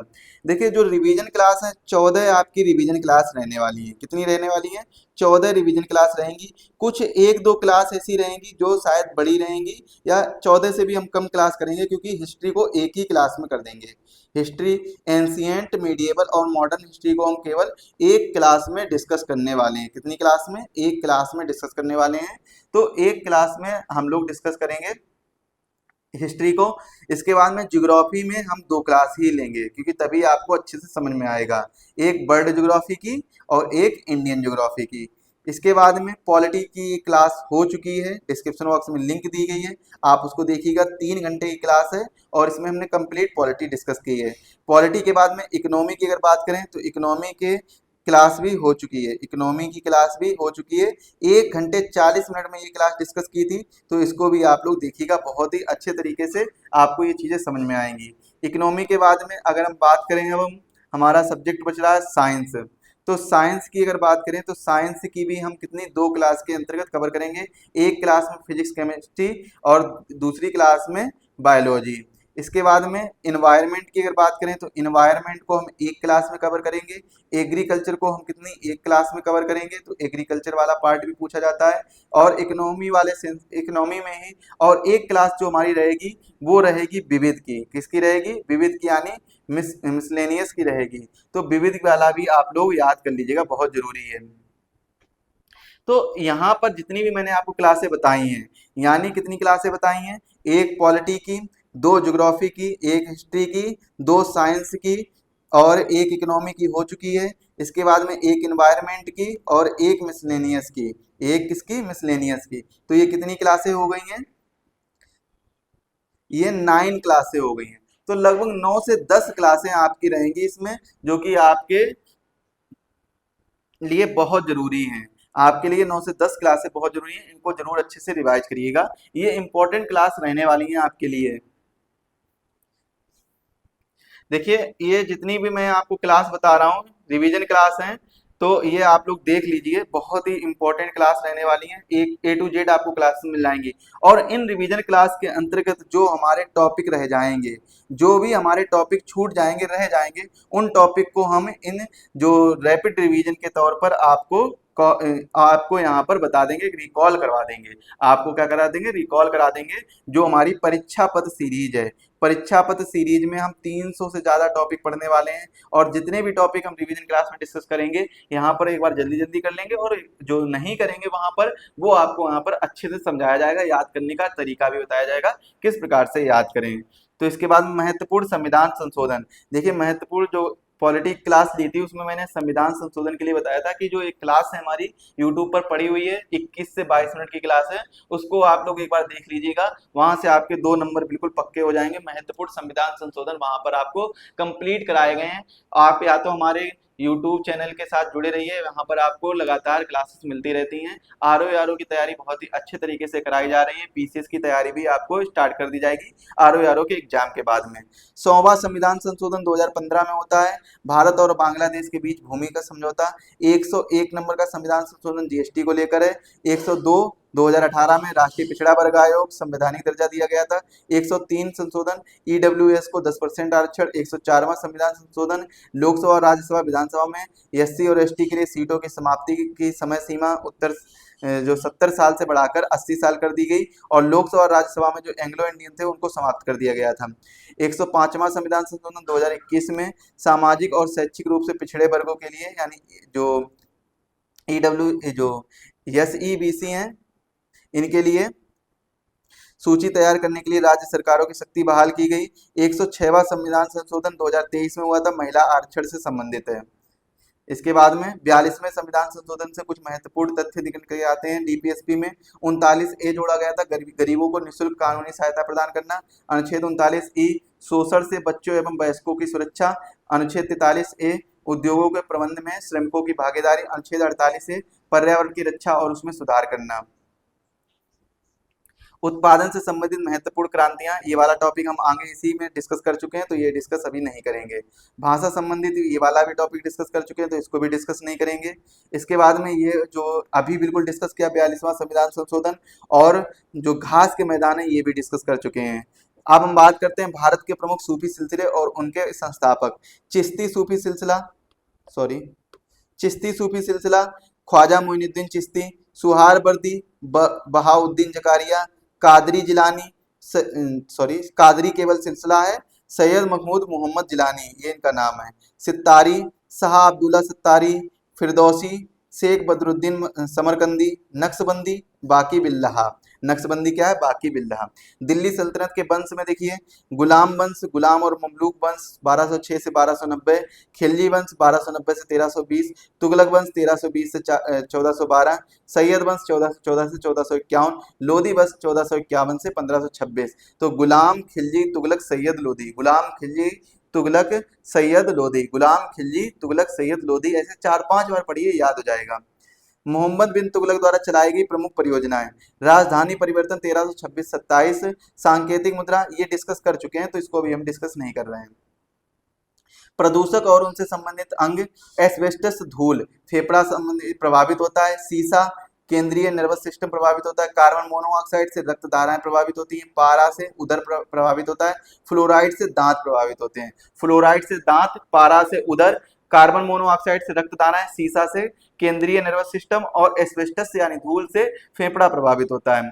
भारत के कुछ प्रमुख दर्रे हैं, इनके बारे में जान लेते हैं। चांगला दर्रा लद्दाख में, खरदुंग दर्रा लद्दाख में, लिपुलेख दर्रा उत्तराखंड में, माना दर्रा उत्तराखंड में, नीति दर्रा उत्तराखंड में। यानी आप इसको कैसे याद रख सकते हैं? मालिनी, मालिनी करके याद कर सकते हैं। तो मालिनी, हेमा मालिनी, तो ऐसे याद कर लीजिए। हेमा मालिनी एक एक्ट्रेस है, तो ऐसे याद कर सकते हैं। ये कहाँ पर है? उत्तराखंड में है। लिपुलेख, माना, नीति। नाथुला दर्रा सिक्किम में, जेलेपला दर्रा सिक्किम में। नैथुला यानी नाजय, नाजय कहाँ पर है? सिक्किम में है। तुजू दर्रा मणिपुर में, जूकू घाटी मणिपुर में है। तुजू दर्रा भी कहाँ पर है? मणिपुर में। जुकू तुजू, जुकू तुजू, इस तरीके से याद कर लीजिए। बोमडिला दर्रा अरुणाचल प्रदेश में, यांगपा दर्रा अरुणाचल प्रदेश में, दिफू दर्रा अरुणाचल प्रदेश में, चंकन दर्रा अरुणाचल प्रदेश में। यानी ये आप लोग याद कर लीजिए। चंबोयांद, चंबोयांदी, चंबोयांदी एक नाम है जो कि अरुणाचल प्रदेश का, यानी तिब्बतियन तरीका, जो वहां पे चाइना के बॉर्डर लगता है, तो चाइना में ही ऐसे अजीब से नाम रहते हैं। तो चंबोयांदू, यांदी, चंबू यांदू, चंबोयांदू। इसके बाद में ये वाला जो टॉपिक है इसको भी हम डिस्कस कर चुके हैं, अर्थशास्त्र के महत्वपूर्ण वक्र, इसको भी डिस्कस किया है। अब हम बात करते हैं विश्व की प्रमुख स्थानीय पवनें। यहाँ से क्वेश्चन आता है। चिनूक संयुक्त राज्य अमेरिका और कनाडा की है। फॉन आल्प्स पर्वत और स्विट्जरलैंड की है। सिरोको इटली की है। मिशूम सिमूम कहाँ की है? अरब रेगिस्तान की है। बिक्रफील्डर ऑस्ट्रेलिया विक्टोरिया की है। नार्वेस्टर न्यूजीलैंड की है। सामल कहाँ की? इराक तथा फारस की खाड़ी। साप्ता आना कैलिफोर्निया। कोयम्बैंग जावा इंडोनेशिया की है। विश्व के प्रमुख जलडमरू मध्य व संबंधित सागर। बेरिंग सागर आर्कटिक एवं बेरिंग सागर अलास्का व रूस में। जिब्राल्टर जिब्राल्टर संधि भूमध्य सागर और बेरिंग जल संधि है। बेरिंग जल संधि आर्कटिक एवं बेरिंग सागर के बीच में है। भूमध्य सागर और अटलांटिक महासागर स्पेन व मोरक्को में जिब्राल्टर संधि है। और इसके बाद में डोबर संधि उत्तरी सागर और अटलांटिक महासागर ब्रिटेन एवं फ्रांस में। मलक्का संधि जावा सागर और बंगाल की खाड़ी मलाया एवं सुमात्रा में। फ्लोरिडा संधि मेक्सिको की खाड़ी एवं अटलांटिक फ्लोरिडा एवं वेस्ट इंडीज में। पाक की खाड़ी बंगाल की खाड़ी व अरब सागर भारत एवं श्रीलंका के बीच में। पाक की संधि जो है। हिमालय का प्रादेशिक विभाजन, तो सबसे पहले पंजाब हिमालय, कुमायूं हिमालय, नेपाल हिमालय, असम हिमालय। इंडियन ज्योग्राफी में हम इसको अच्छे से डिस्कस करेंगे। सिंधु एवं सतलज नदियों के बीच, सतलज एवं काली नदियों के बीच, काली एवं तीस्ता नदियों के बीच, तीस्ता एवं दिहांग नदियों के बीच में। दक्षिण भारत की पहाड़ियां उत्तर से दक्षिण क्रम में। नल्लमलाई, नीलगिरी, अन्नामलाई, कार्डमम पहाड़ियां। जो इस तरीके से होता है, तो कार्डमम पहाड़ियां सबसे नीचे आती हैं, फिर इसके बाद में अन्नामलाई, इसके बाद में नीलगिरी, इसके बाद में नल्लामलाई। कैसे याद रखना होगा? देखिए, ये हमारा इंडिया का मैप है। कार्डमम यानी इलायची की पहाड़ियां सबसे नीचे है, तो इलायची की पहाड़ियां कहाँ पर हैं? सबसे नीचे हैं इलायची की पहाड़ियां। इसके बाद में नीलगिरी की पहाड़ियां, याद रखिएगा नीलगिरी की जो पहाड़ियां बहुत इंपॉर्टेंट हैं। पश्चिमी घाट और पूर्वी घाट को मिलाने वाली पहाड़ियां कौन सी हैं? नीलगिरी की पहाड़ियां हैं। इसके बाद में नीलगिरी की पहाड़ियां हैं, ये 3 राज्यों की सीमा बनाता है। कर्नाटक, केरल, तमिलनाडु। कर्नाटक, केरल, तमिलनाडु की राज्य की सीमा बनाता है। अन्नामलाई आंध्र प्रदेश और तेलंगाना की सीमा बनाता है। अन्नामलाई। इसके बाद में ये बचा है हमारा का, सॉरी अन्नामलाई नहीं, नल्लामलाई। नल्लामलाई क्या है? आंध्र प्रदेश और आंध्र प्रदेश और तेलंगाना की सीमा बनाता है, क्योंकि नल्ला बैठा था तो इसने क्या कर दिया? सीमा ही बना दी। तो आंध्र प्रदेश और तेलंगाना की सीमा कौन बनाता है? नल्ला मलाई। जो नल्ला बैठा होता है वही ये सब काम करता है। अगला देखिए, महत्वपूर्ण दिवस। विश्व तंबाकू निरोध क्या है? ये 31 मई को होता है। विश्व तंबाकू दिवस कब? 31 मई को। विश्व शौचालय दिवस 19 नवंबर। विश्व वानिकी दिवस 21 मार्च। विश्व ओजोन दिवस 16 सितंबर। अंतर्राष्ट्रीय पृथ्वी दिवस 22 अप्रैल। विश्व आर्द्र भूमि दिवस 2 फरवरी। अंतर्राष्ट्रीय बाघ दिवस 29 जुलाई। पश्चिमी घाट के दर्रे देखिए, थाल घाट, बोर घाट कहाँ पर पड़ते हैं? ये आपको महाराष्ट्र में देखने को मिलेंगे। महाराष्ट्र में थाल घाट, बोर घाट। पाल घाट कहाँ पर देखने को मिलेगा? ये कोयम्बटूर और कोचीन के बीच देखने को मिलेगा। इसके बाद में सेनकोटा, ये तिरुवनंतपुरम और मदुरई के बीच में देखने को मिलेगा। पाल घाट जो कि केरल में पड़ता है, कर्नाटक केरल तरफ। इसके बाद में थाल घाट और बोर घाट, ये आपको कहाँ पर मिलेंगे? थाल घाट और बोर घाट महाराष्ट्र में देखने को मिलेंगे। तो थाल और भोर, मतलब भोर भोर उठे और थाल लेकर गए पूजा करने। भोर उठते हैं, भोर यानी सुबह जल्दी उठते हैं, तो ये क्या है? थाल लेकर जाते हैं पूजा करने। तो भोर उठकर थाल लेकर गए कहाँ पर? महाराष्ट्र में। जो प्रमुख फेमस मंदिर है, कौन सा जो मंदिर कौन सा पड़ता है? गणपति जी का, विनायक, श्री सिद्धि विनायक मंदिर। तो वहां पर लोग सुबह सुबह पूजा करने जाते हैं, तो इसीलिए क्या है? भोर भोर उठकर थाल लेकर गए पूजा करने। तो थाल घाट और भोर घाट कहाँ पर है? महाराष्ट्र में। और पाल घाट, याद रखिएगा, पाल घाट बहुत कंफ्यूजन करता है, तो पाल घाट नीचे आ जाता है। पाल घाट आप कर्नाटक के साइड आ जाइए, नीचे कर्नाटक केरल के साइड, तो नीचे पड़ेगा ये आपका। इसके बाद में जीव विज्ञान की कुछ प्रमुख शाखाएं हैं। चले पहले ऊपर देख लेते हैं। नवीकरणीय, पारंपरिक, गैर, यानी गैर पारंपरिक जो नवीकरणीय ऊर्जा है, ऊर्जा संसाधन कौन कौन से हैं? सौर ऊर्जा, पवन ऊर्जा, जल विद्युत, बायोगैस, भूतापीय ऊर्जा, कचरे से उत्पादित ऊर्जा और ज्वारीय ऊर्जा। पुराणों से संबंधित महत्वपूर्ण तथ्य। भारतीय इतिहास कथाओं का सबसे अच्छा क्रमबद्ध विवरण पुराणों में मिलता है। पुराणों की संख्या कितनी है? 18 है। रचयिता कौन है? लोमहर्ष ऋषि व उनके पुत्र उग्रश्रवा। केवल 5 में मत्स्य पुराण, वायु पुराण, विष्णु पुराण, ब्राह्मण पुराण और भगवत पुराण में क्या मिलता है? राजाओं की वंशावलियां पाई जाती हैं। पुराणों में सबसे प्राचीन व प्रामाणिक कौन सा है? मत्स्य पुराण। मौर्य वंश का उल्लेख विष्णु पुराण में, गुप्त वंश का उल्लेख वायु पुराण में, सातवाहन वंश का उल्लेख मत्स्य पुराण में, राजतंत्र के साथ कृषि संबंधी विवरण अग्नि पुराण में। कुछ महत्वपूर्ण कांग्रेस अधिवेशन व उनकी विशेषताएं।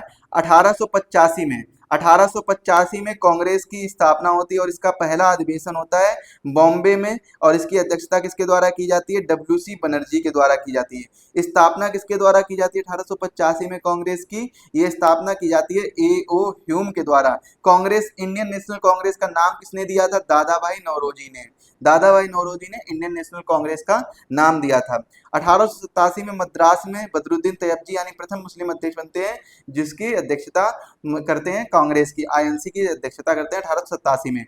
1888 में जॉर्ज यूल प्रथम अंग्रेज अध्यक्ष बनते हैं इलाहाबाद के अधिवेशन में, और 1896 में रहीमतुल्लाह सियानी पहली बार वंदे मातरम गाया जाता है 1896 में। 1906 में दादा भाई नौरोजी पहली बार स्वराज शब्द का प्रयोग। 1911 में पंडित बिशन नारायण पहली बार जनमन गण गाया जाता है। पंडित बिशन नारायण और रहीमतुल्लाह सयानी, ये दोनों नाम याद कर लीजिएगा, बहुत इंपॉर्टेंट। 1896 1911, 1896 1911 मतलब ठीक 15 साल बाद। 1917 कोलकाता में एनी बेसेंट प्रथम महिला अध्यक्ष। 1923 दिल्ली में अब्दुल कलाम आजाद सबसे युवा अध्यक्ष अबुल कलाम आजाद। 1925 कानपुर में सरोजिनी नायडू प्रथम भारतीय महिला अध्यक्ष। 1929 में लाहौर जवाहरलाल नेहरू द्वारा पूर्ण स्वराज की मांग। 1931 में कराची सरदार वल्लभ भाई पटेल द्वारा मौलिक अधिकार की मांग। 1937 फैजपुर पंडित जवाहरलाल नेहरू गांव में आयोजित प्रथम अधिवेशन। फैजपुर वाला जो है वो गांव में पहला अधिवेशन आयोजित हुआ था। अब इसके बाद में देखते हैं जीव विज्ञान की कुछ प्रमुख शाखाएं कौन कौन सी हैं। तो जीव विज्ञान की प्रमुख शाखाएं पढ़िएगा। जीव विज्ञान की प्रमुख शाखाएं पहली कौन सी दी गई है? हॉर्टिकल्चर। पहली कौन सी दी गई है? हॉर्टिकल्चर, यानी उद्यान विज्ञान से संबंधित है। हॉर्टिकल्चर किससे संबंधित है? उद्यान विज्ञान से संबंधित है। इसके बाद में फ्लोरिकल्चर, फूलों की खेती से संबंधित है। फ्लोरिकल्चर किससे? फूलों की। पोमोलॉजी किससे संबंधित है? फलों की खेती से अध्ययन है।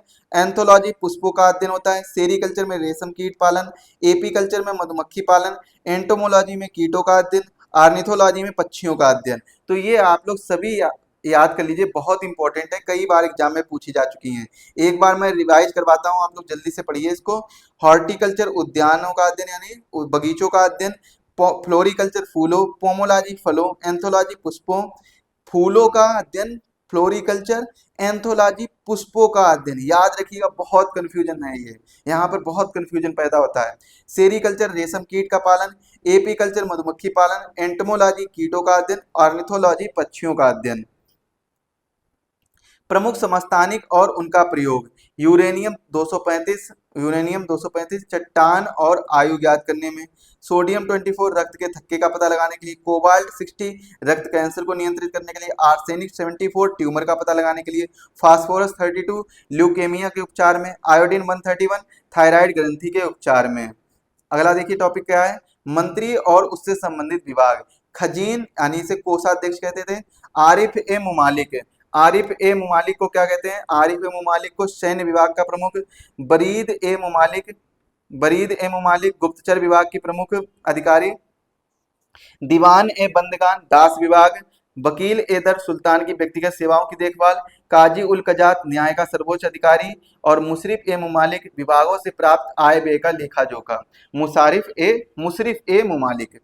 इसके बाद महत्वपूर्ण शब्दावलियां। एंडेमिक और एपिडेमिक और पेंडेमिक, इन तीनों शब्दावलियों का बहुत महत्वपूर्ण है। एंडेमिक क्या होता है? जब कोई रोग किसी विशेष क्षेत्र जनसंख्या के रूप में स्थायी रूप से विद्यमान रहता है, यह स्थिति एंडेमिक होती है। एपिडेमिक क्या होता है? किसी निश्चित जनसंख्या में बड़ी संख्या के लोगों में कम समय में तेजी से फैलता है, इसे संक्रामक रोग एपिडेमिक कहलाता है। पेंडेमिक क्या होता है? एपिडेमिक स्थिति का ही विश्व के बृहद क्षेत्रों में विस्तार पेंडेमिक कहलाता है, जैसे कोविड-19। कांच तथा उनका प्रयोग। फ्लिंट कांच कैमरा दूरबीन के लेंस में। पायरेक्स कांच प्रयोगशाला के उपकरण में। सोडा कांच ट्यूबलाइट के उपकरण में। क्रुंस कांच धूप चश्मा के लेंस में। क्रुक्स कांच कहाँ पर प्रयोग होता है? धूप के चश्मा लेंस में। विभाग और उनसे संबंधित सुल्तान कौन से हैं? दीवाने अर्ज बलबन सैन्य विभाग। दीवाने मुस्तखराज अलाउद्दीन खिलजी वित्त विभाग। दीवाने रियासत अलाउद्दीन खिलजी बाजार नियंत्रण विभाग। दीवाने अमीर कोई मोहम्मद बिन तुगलक कृषि विभाग। दीवाने बंदगान फिरोज शाह तुगलक गुलामों का विभाग। दीवाने खैरात फिरोज शाह तुगलक दान विभाग। दीवाने इस्तेहाक फिरोज शाह तुगलक पेंशन विभाग।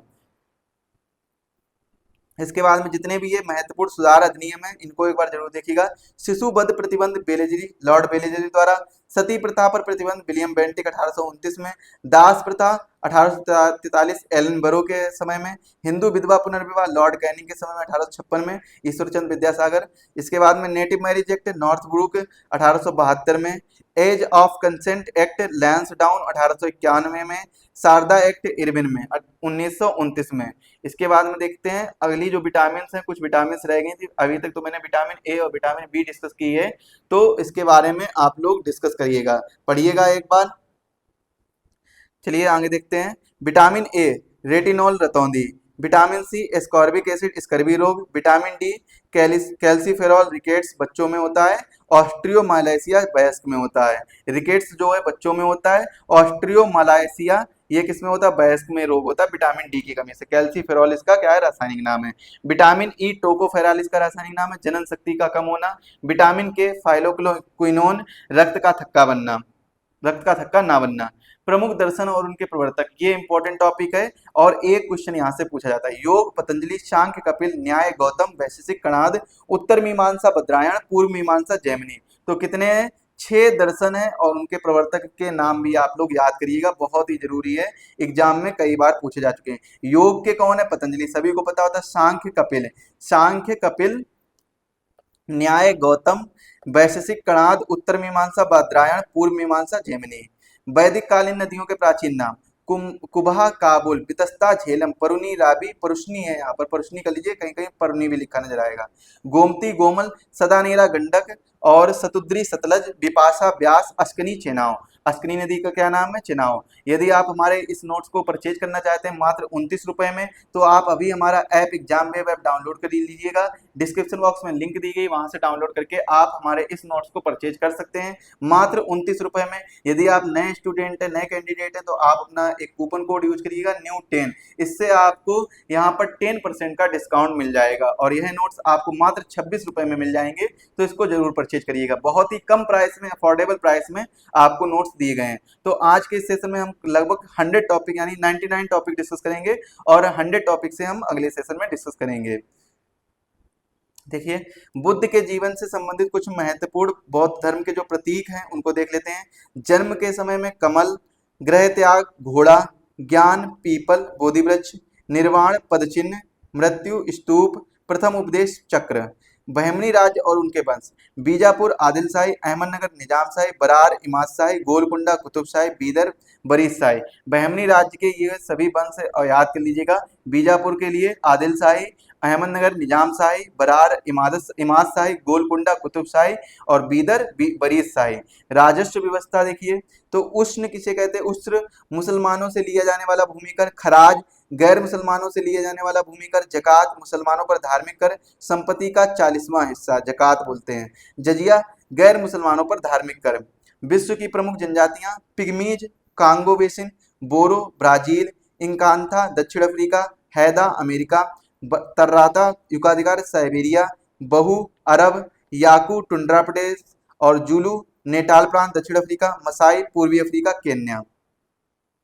महत्वपूर्ण प्राकृतिक अम्ल, सिरका एसिटिक एसिड, संतरा नींबू सीट्रिक एसिड, इमली अंगूर टार्ट्रिक एसिड, टमाटर ऑक्जेलिक एसिड, चींटी या बिच्छू का डंक मेथोनाइक एसिड। यहाँ पर एक चीज आप लोगों को याद रखिए कि सिर्फ अगर चींटी पूछा जाए तो मेथोनाइक एसिड हो जाएगा, सिर्फ अगर क्या पूछा जाए, चींटी पूछा जाए तो मेथोनाइक एसिड हो जाएगा। अगर पूछ दिया जाए लाल चींटी तो कौन सा एसिड हो जाएगा, फॉर्मिक एसिड हो जाएगा। कौन सा एसिड हो जाएगा, फॉर्मिक एसिड हो जाएगा। तो ये आप लोग याद रखिए, फॉर्मिक एसिड ये आप लोग याद कर लीजिएगा, बहुत ही महत्वपूर्ण है। महत्वपूर्ण अम्ल और उसके जितने भी जो संबंधित एसिड है, कौन कौन सा एसिड पाया जाता है, महत्वपूर्ण प्राकृतिक अम्ल, जो प्राकृतिक अम्ल किनमें पाया जाता है। प्रदूषक और उससे प्रभावित अंग, एस्बेस्टस, धूल, फेफड़ा, ये मैं करा चुका हूं, अब मैं दोबारा नहीं कराने वाला। प्रमुख फसल व उपयुक्त जलवायु, चावल के लिए उष्ण आर्द्र जलवायु, गेहूं के लिए उपोष्ण शीतोष्ण जलवायु, ज्वार के लिए शुष्क जलवायु, कपास के लिए अर्ध शुष्क जलवायु। और जितने ये मैं दर्द जो सिलसिले हैं, सूफी सिलसिले और इनके संस्थापक, ये मैं करा चुका हूं। याद रखिए जो 105 यानी 105 तक जो हमारे टॉपिक हैं, 105 तक, यहीं तक कुछ डबल टॉपिक हैं, इसके बाद आपको कोई भी डबल टॉपिक नहीं मिलेगा। कंप्लीट आपको कंप्लीट मतलब सिलेबस पूरा पूरा वही मिलेगा। और आप लोग रिवीजन क्लास ज्वाइन करना बिल्कुल ना भूलिएगा। तो आज के सेशन के लिए बस इतना ही रखते हैं। अंत में बस मैं यही कहूंगा कि आप लोग अच्छे से तैयारी करिए और एक बार ये वाला नोट्स जरूर परचेज करके देखिए। डेमो के तौर पर आप वीडियो तो देख ही रहे होंगे किस प्रकार से डाटा दिया गया है। हाँ, एक चीज की मिस्टेक हुई है यहाँ पर, कुछ एक दो जगह पर टाइपिंग मिस्टेक और 4-5 जगह पर कुछ टॉपिक डबल कर दिए गए। तो इसीलिए तो मैं आपको यहाँ पर 300 प्लस टॉपिक दे रहा हूँ ना। जो डबल टॉपिक है यहाँ पर आपको 300 प्लस यानी 40 से 50 टॉपिक एक्स्ट्रा मिल जाएंगे। तो यानी आपके 300 टॉपिक की जो वैल्यू है वो बहुत ही अच्छे तरीके से आपको समझ में आ जाएगा। तो आज का जो वीडियो बस यहीं पर मैं समाप्त करूंगा और इसके साथ में ही आप लोग ये नोट्स जरूर परचेज करिएगा। और साथ ही साथ में आप करेंट अफेयर्स के नोट्स भी परचेज कर सकते हैं। मात्र 17 रुपए में आपको एक साल की complete current affairs 1000 MCQs format में मिल जाएगी, उसको परचेज करिएगा। 1700 प्लस वन लाइनर क्वेश्चन जो कि बहुत इंपॉर्टेंट है, पीवाईक्यू है, बीपीएससी यूपीपीसीएस और आरओ के एग्जाम के लिए पीवाईक्यू क्वेश्चन है। इनको आप लोग जरूर डिस्कस करिएगा और ये पीडीएफ परचेज करिएगा मात्र 9 रुपए में। आप फिलहाल में क्या करिए, एग्जाम वेव ऐप डाउनलोड कर लीजिए। वहां पर आपको जो भी अच्छा लग रहा है, फ्री कंटेंट में काफी दिया गया है, तो फ्री कंटेंट भी दे दीजिए। यदि आप यूपी आरओ के टेस्ट देना चाहते हैं तो 5 टेस्ट आपके लिए, मात्र 5 टेस्ट। देखिए, एक नया प्लान है जिसमें आपको 49 रुपए पेड करने होंगे। 49 रुपए में आपको 5 फुल लेंथ टेस्ट मिलेंगे। 5 फुल लेंथ यानी 200 मार्क्स वाले, 140 plus 60, 140 plus 60 full length test मिलेंगे। 5 revision notes, quick revision notes यानी quick revision notes, 1700 plus one liner, current affairs,